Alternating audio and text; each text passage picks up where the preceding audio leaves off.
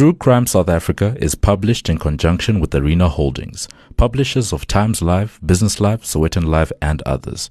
The opinions expressed in this podcast do not necessarily represent the views of Arena Holdings and its affiliates.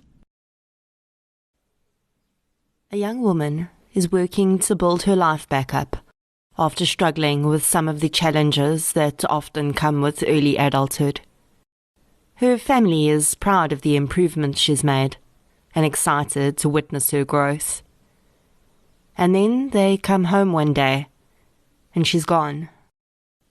Days, weeks, and years creep by, and then a phone call comes out of the blue.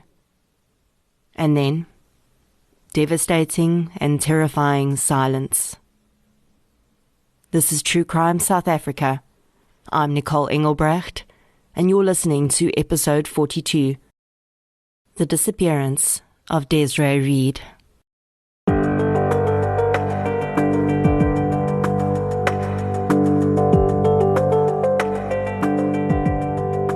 Before we get into today's episode, I'd like to thank our new Patreon supporters for the week.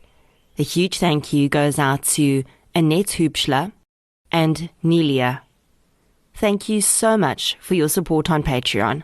It makes a huge difference and I really appreciate it. Patreon supporters get a shout out in the episode directly after their sign up, and they get an exclusive Patreon episode every month. If you'd like to support the show on Patreon or through a once-off donation on PayPal, I'll leave a link in the show notes. As always, any form of support is greatly appreciated, and it doesn't have to be financial. Sharing of episodes, inviting your friends and family to listen, and interacting on social media are all great ways to help keep the show growing and improving. On a quick note, before I get into the episode, thanks to your amazing support, True Crime South Africa has been nominated for an International Podcast Award in the Best True Crime category. I would really appreciate your vote for the award, which is open until the 6th of November. I'll leave the link to the voting platform in the show notes, and it's also on all of our social media platforms. The case I'm covering today appeared in the same Huisgenoot article that Eugene Zane Null's case did, which I covered in episode 38. But I'd heard about it long before that. As with many missing person cases, around the anniversary of Desiree's disappearance, newspapers and magazines will often cover the case, and I've seen it in a few publications over the years. The publicity is always spearheaded by one person, though. Desiree's sister, Janet. Janet has fought tirelessly through the years to keep her sister's face in the public eye at significant personal cost. This case is not just about a missing person. It's also about that concept I call the invisible victims. People who, for some reason, seem less worthy of justice in the eyes of some, mostly due to circumstances they can't control. Think about all the mistakes you've made in your life. Now imagine that you didn't get the chance to correct those mistakes, and instead, they've caused you to become invisible in the eyes of the authorities. And when you need it most, you and your family are denied the help you deserve. Let's get into episode 42, The Disappearance of Desiree Reid. The following episode may contain sensitive material including descriptions of violence, sexual assault, or graphic descriptions of injuries to victims. If you feel you may be triggered by such material, please consider this before accessing our content. To access trauma counseling or services, please see the helpline information on our show notes.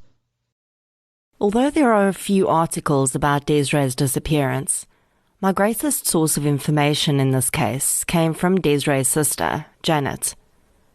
Despite it probably being one of the most difficult things she's had to do, Janet took the time to type up the entire story of her and her sister's childhood and the circumstances around Desiree's disappearance so that I could introduce you to her sister, who she loves and misses terribly.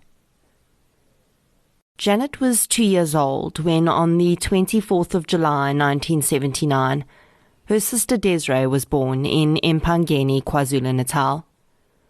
The girls lived in Richards Bay with their mother, Janetta, and their father. In her retelling of their story, Janet is frank about their childhood, explaining that their father was an alcoholic and unfaithful to their mother on many occasions.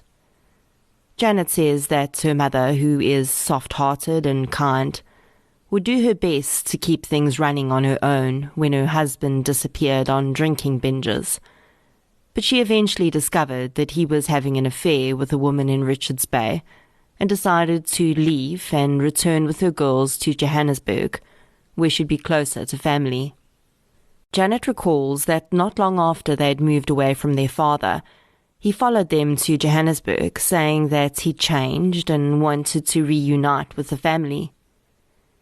He went into a rehabilitation program, and Janet says that although things were looking up for a while, her father soon relapsed, and when she was 7 years old and Desiree was 5, their parents divorced. As is often the case with situations like this, Janet recalls her mother taking her father back on several occasions after the divorce, desperately trying to make it work. This cycle continued throughout the girls' primary school years, until eventually, when they were in high school, Janetta broke ties with their father completely. Janet recalls life for her single mother being particularly challenging, as she'd never learned to drive. Their father, she says, didn't want her to, as he preferred her relying on him.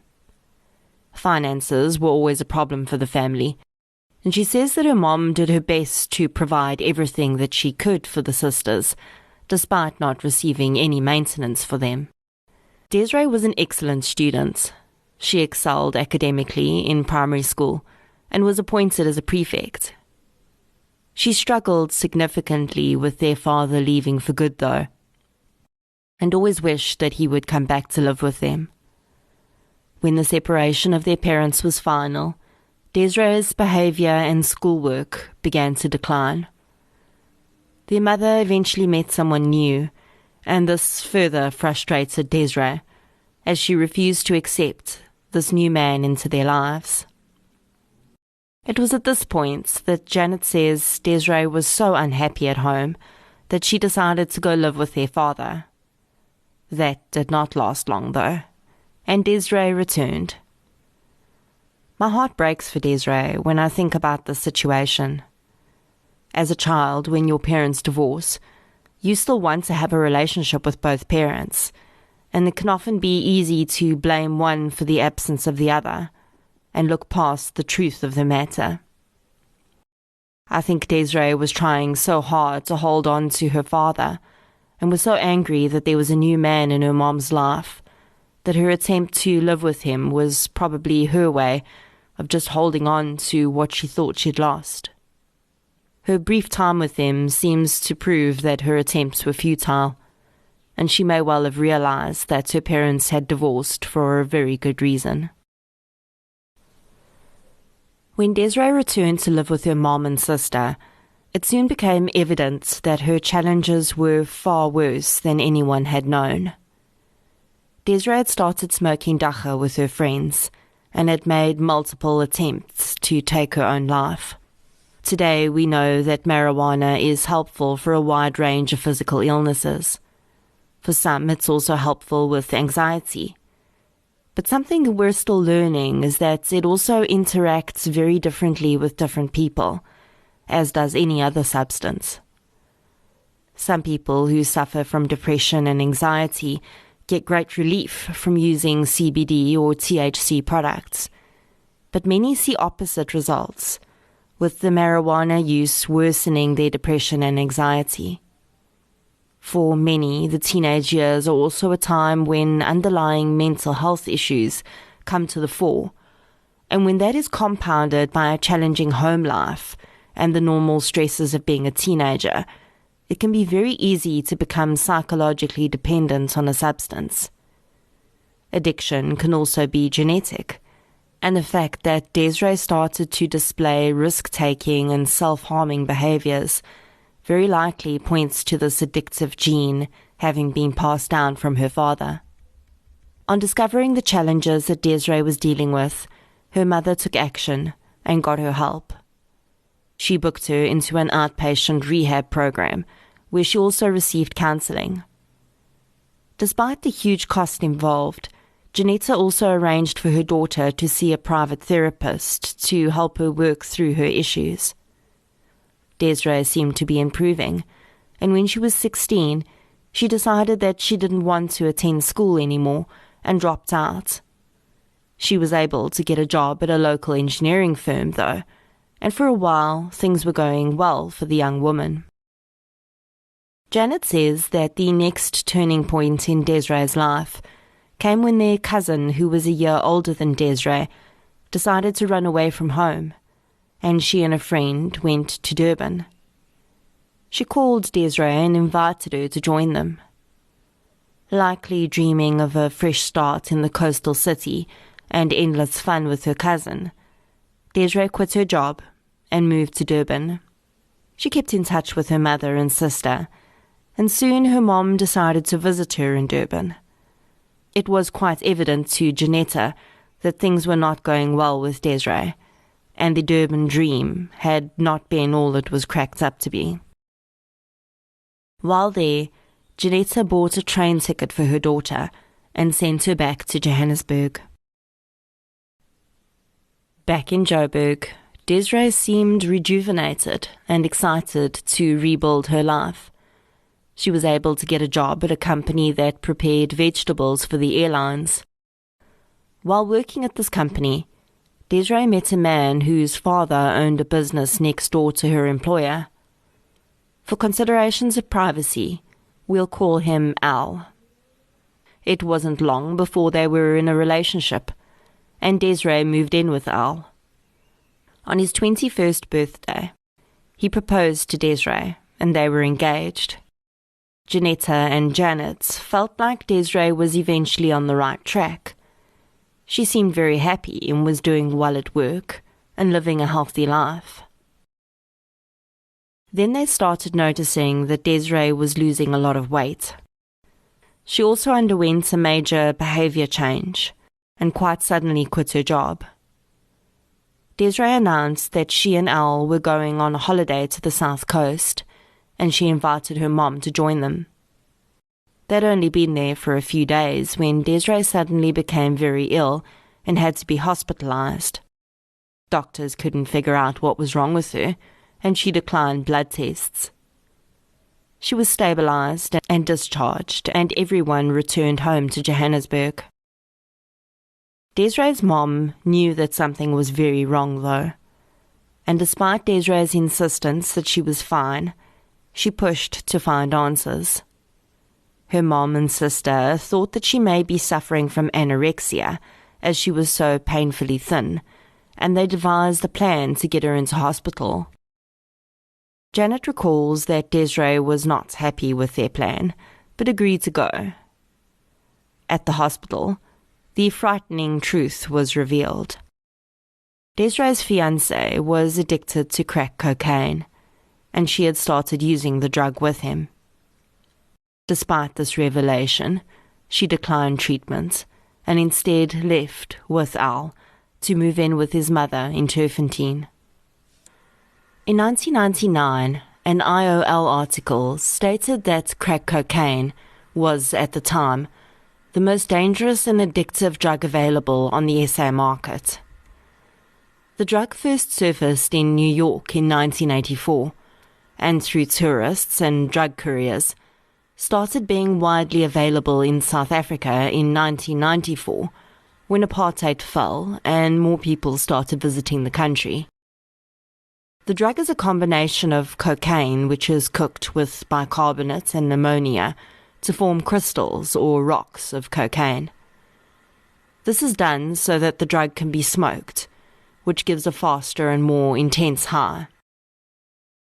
Long-term users will often develop tooth decay and blackening of their teeth, as ammonia eats away the enamel on the teeth.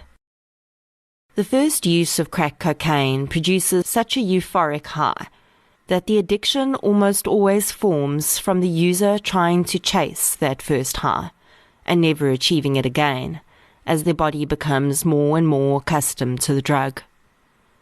While there are physical withdrawal effects from crack cocaine, the addiction is often seen as psychological, as users will eventually plummet into a deep depression if they haven't used in a while, and they continue using to avoid this. For someone who already struggled with mental illness, it's a disaster. Active crack cocaine users will often experience serious paranoia and delusions, and this has been known to end in suicide and murder when they believe they're at risk from some unseen force. Rehabilitation from the drug almost always needs to be done under care to ensure that withdrawal symptoms are managed. The drug has a devastating effect on addicts across the board, and the knowledge that Desiree had been using it explains her sudden weight loss and erratic behavior. Her mom and sister were terrified for her and were still thinking of ways that they could get her out of her situation, when one night, without notice or explanation, Al arrived at Jeanetta's house and dropped Desiree off. He brought all her belongings with her and simply left her there without a word. Now separated from her fiancé, Janet says that Desiree went on a downward spiral. She would disappear for days at a time without a word, and her mom was very sure that she was still using drugs. The family managed to get Desiree into a rehab centre in Pretoria, and she was a patient there for several weeks. She completed her program in December 1999, and upon her release, the family went on holiday for Christmas. When they returned in January, Desiree was going to start looking for a job. On the 28th of January 2000, Jeanetta left Desiree asleep in her bed while she went grocery shopping. Janet was living on her own by then and had arranged to meet her mother and sister at their home for lunch. When Janet arrived at noon, the front door was unlocked, but there was no one home. When her mom got home, Janet realized that she also didn't know where Desiree was. Due to her habit of breaking away for a few days at a time, the family were not immediately alarmed. They even thought that she may have just gone to visit her dad for a while, as she still had contact with him. They soon started to contact Desiree's friends, but no one had seen her either. It must be kept in mind that this was a time before cell phones. Some had house phones, but the family were making all of these calls from public telephone boxes, also called tiki boxes, back in the day.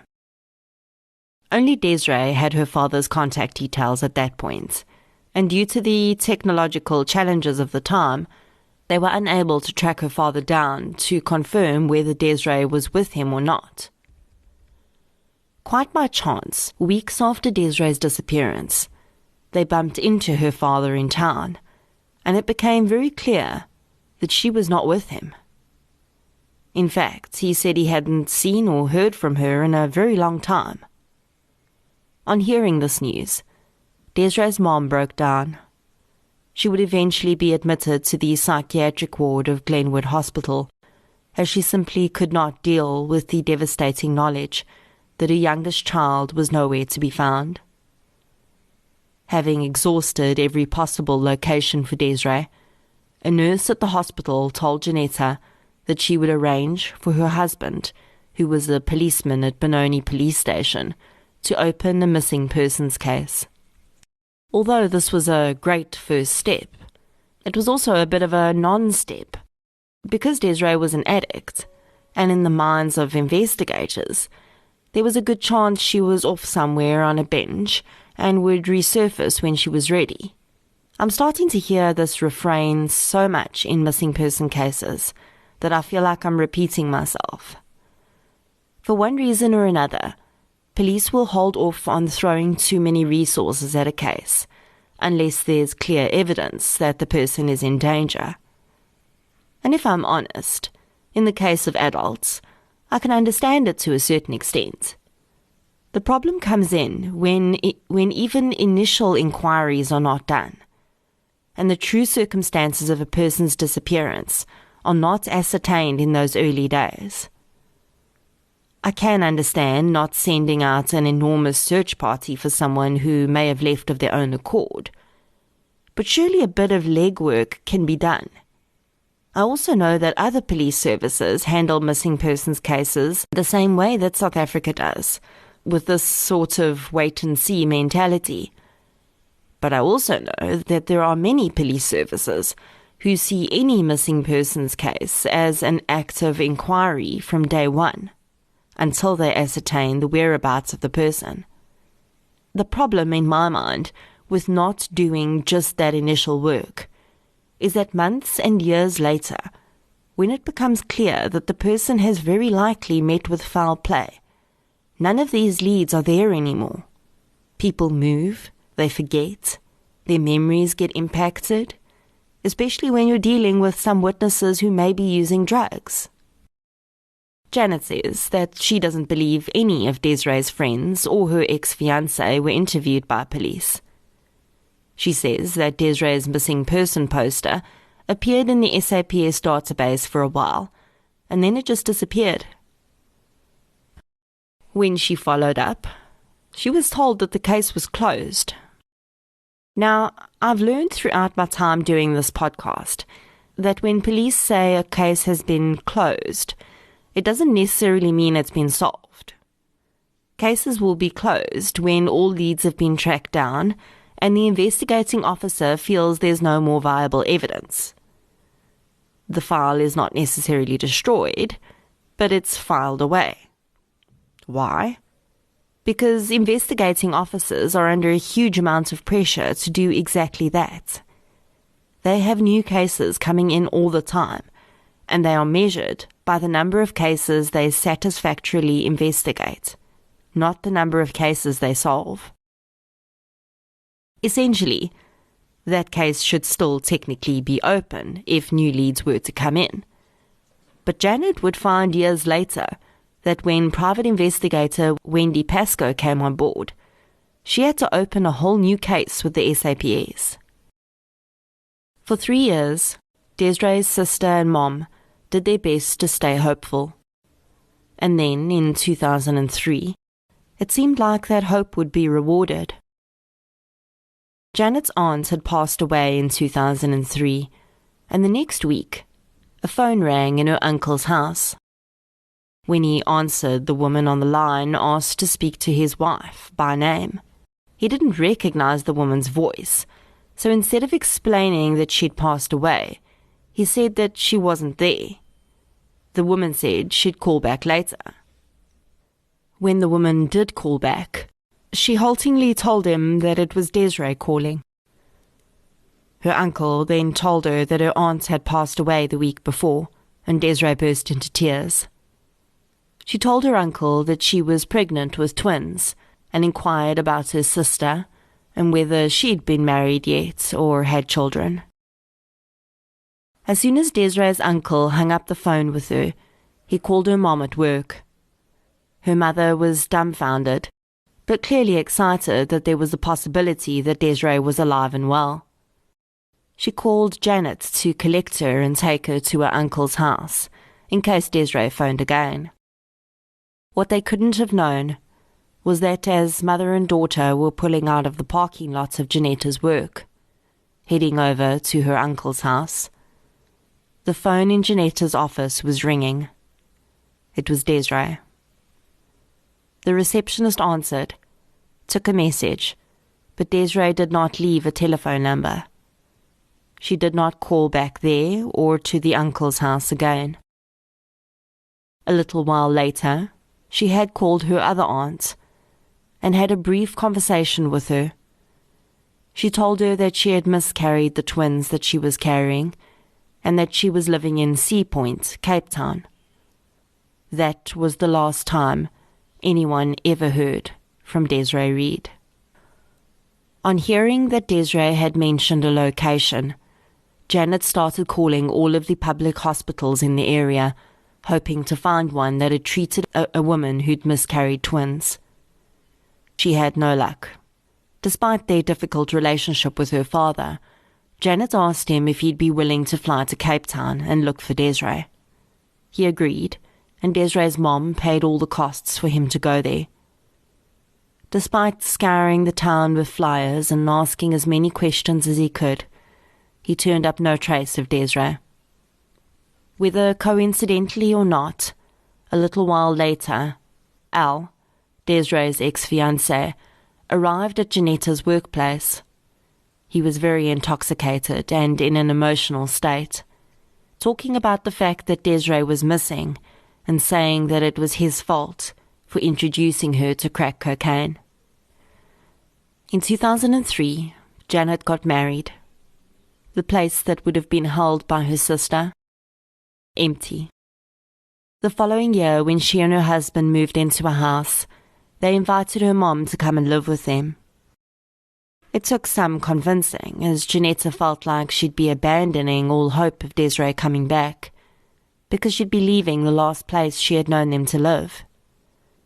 Even after Desiree disappeared, and while Janetta was still living in their old townhouse, if she had to go out, she would leave a note on the door for Desiree, telling her when she'd be back, just in case her youngest daughter found her way home.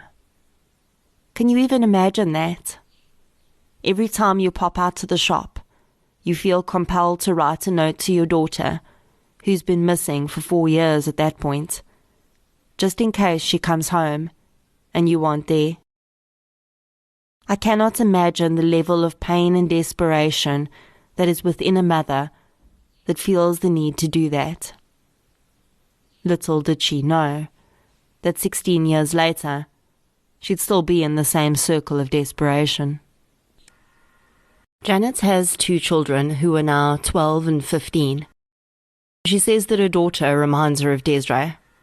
She's a girly girl, she says, just like the aunt she never knew.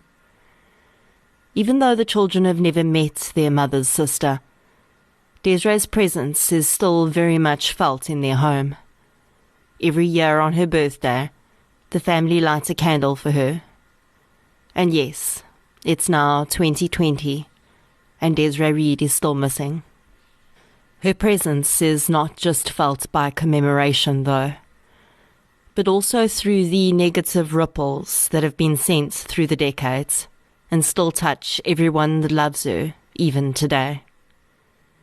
In 2007, Janetta was diagnosed with breast cancer, which she thankfully was able to survive. But in 2013, her mental health deteriorated badly and she was diagnosed with bipolar disorder. The psychiatrist treating her, upon hearing of the terrible ordeal both women had been suffering for the last 2 decades, recommended that they both receive treatment to help deal with their stalled feelings of loss. One therapist recommended that they have a memorial service for Desiree in order to try and provide them with some sense of closure. Janetta and Janet, though, don't feel like they can do that. To have a memorial service for them would be like admitting that they have just given up hope. And hope is the only thing they have left. In the ensuing years, Janet has done everything she can think of to find Desiree. She's taken up the assistance of those that have offered it, including Wendy Pascoe and Michael Fenter from Sassy. She's also pushed to have as many articles written about her sister as possible, and the family appeared on the SABC program Kumbulo Kaya, Come Home.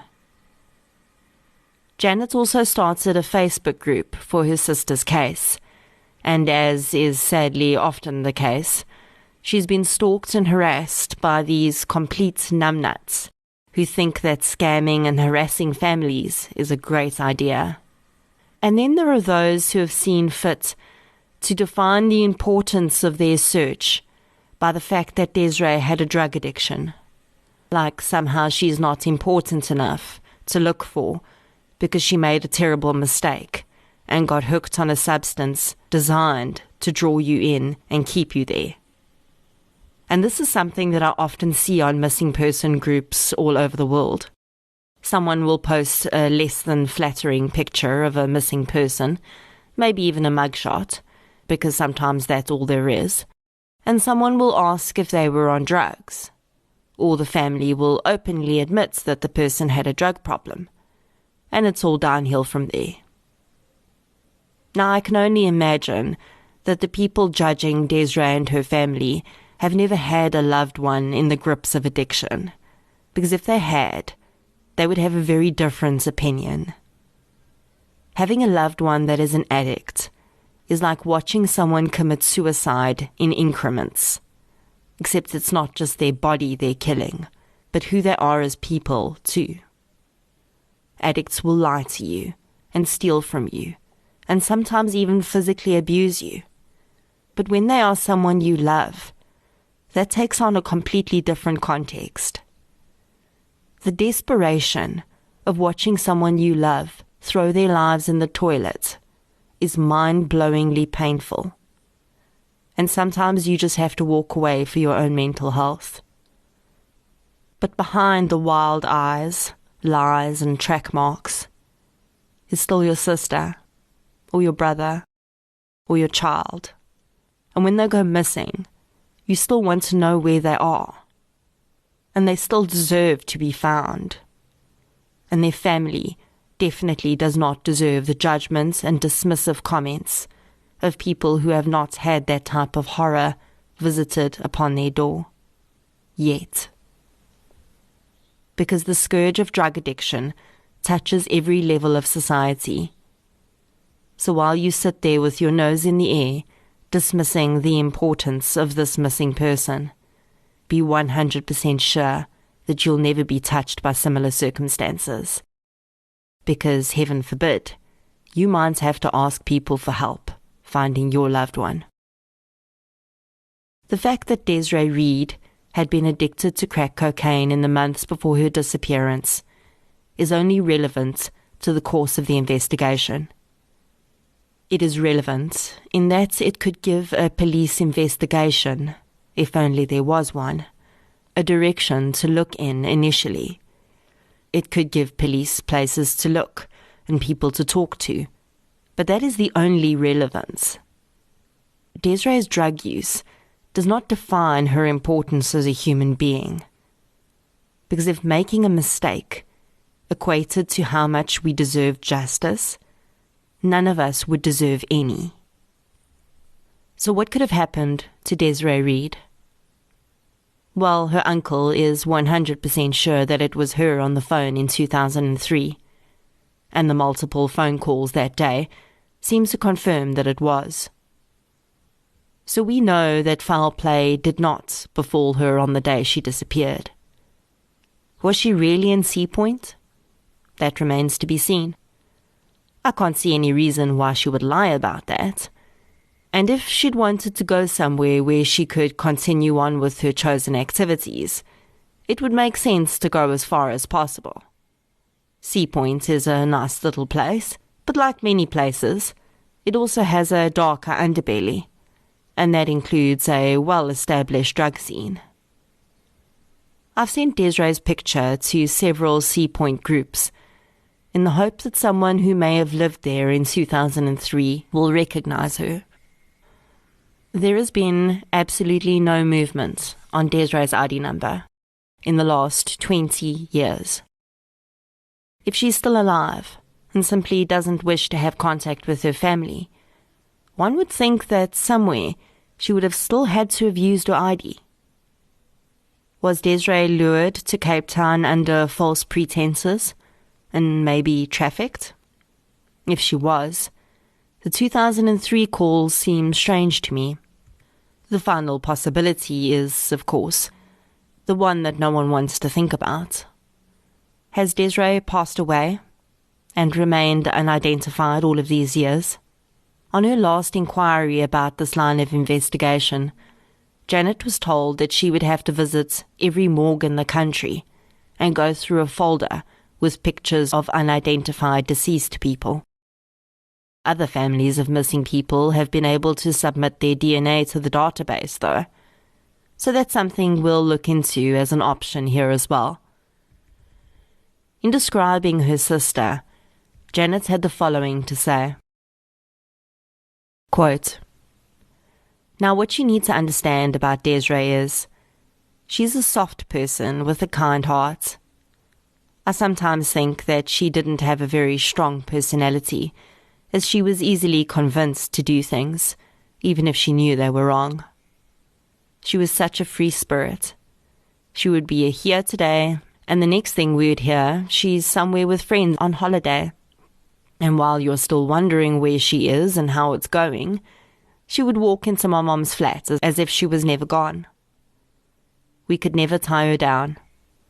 She liked taking risks, and she would be friends with everyone, from the richest people to the hobo down the street. She would interact with everyone and never look down on anyone. She also loved to joke and tease people. She would be the first one up in the morning, with her clothes ready or ready from the night before. She was punctual and hated being late for anything." End quote. I find it difficult to believe that Desiree would not have contacted her family in 17 years, especially with the technology we now have, where you can find people you went to nursery school with if you want to. All Desiree would have to do is Google her own name. That's it. And she would be able to find her way home. Although the probability that she would put her family through this is very slim. I have also learned not to judge a book by its cover. And in the right circumstances, with the right amount of coercive control or other influence, anything is possible. So I'm going to talk to Desiree like she's alive out there somewhere right now, listening to this. Desiree, your sister and mother love you. They miss you, and you being missing has defined their life for 2 decades. Maybe in the beginning you just needed some space, and maybe every year after that it got harder and harder to make contact. If you're ashamed of how your life has turned out, they don't care. They don't care what you are or what you've done. They just want to know that you're safe. And if you're not Desiree, but you are someone that knows where she is or what happened to her, just tell someone, please. Don't make this family go through another decade without knowing where she is. It's just unnecessary, and it's inhumane to know and keep it to yourself when there are so many ways you could just pass the information on without incriminating yourself. The more I cover missing person cases, the more I start to realize what a huge problem we have in this country. We seem to have so few tools to solve cases like this. Private investigators only go so far, and then they're just stonewalled by the police. Why? I don't understand. Another thing I've realized is that we desperately need an organization that helps guide families of missing people, because as Alicia Tizen, friend and champion of Missing Dawn Byrne, put it, it's a no man's land. Trying to muddle your way through these waters is difficult enough with police's help. But what happens when they're not actively involved? Families have to try and understand the system and figure out what tools are available to them with no help or guidance. It's just so unfair. Desiree Reid was 20 years old when she went missing. She was a kid, really, even though legally she was an adult. What the heck did any of us know when we were 20? Today she would be 41, a woman, old enough to know better, old enough to reach out and change the course of the next 20 years for those who love her. Because that is still in present tense. In fact, everything about Desiree is in the present tense for those who seek answers about her disappearance. In their minds, she is alive and 20 years old, and smiling and laughing and being the free spirit she was. It pains me to think that there is someone, maybe more than one person, out there that holds the key to this mystery. They can either confirm that present tense or give her family a painful but necessary dose of reality. I found a quote on the group that Janet set up for her sister, which I think is a fitting way to end this episode. Because you never think that the last time is the last time. You think there'll be more. You think you'll have forever, but you don't.